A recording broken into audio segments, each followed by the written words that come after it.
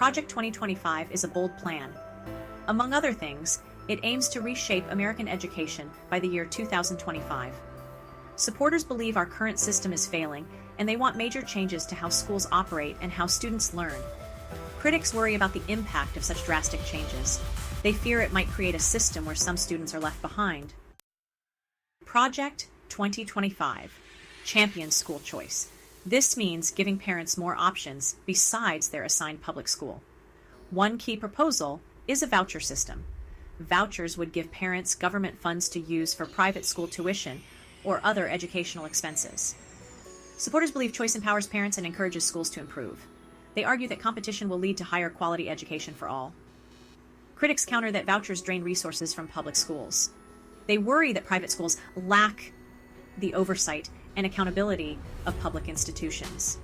Another aspect of parental control is curriculum choice. Project 2025 advocates for greater local input in what is taught in schools. This could mean more flexibility for schools to adopt specialized programs or cater to specific community values. However, critics fear this could lead to a fragmented and unequal education system. They worry about the potential for bias and censorship in curriculum decisions. Funding is a major point of contention in Project 2025.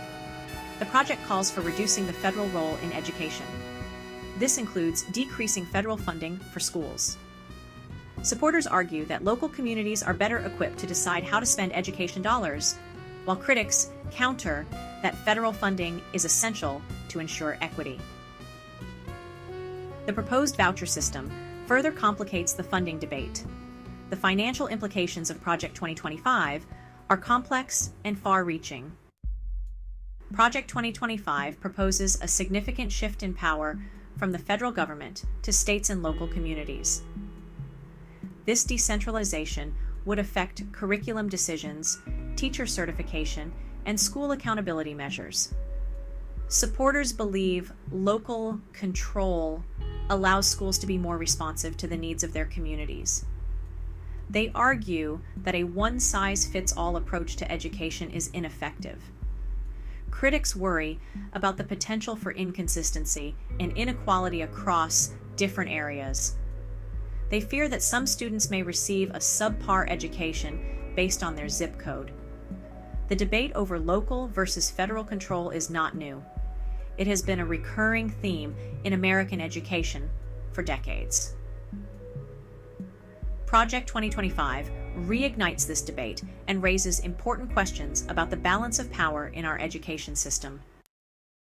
Section 5, Project 2025 and the Future, a crossroads for American education. Project 2025 represents a crossroads for American education. Its proposals have the potential to fundamentally alter the landscape of schooling in the United States.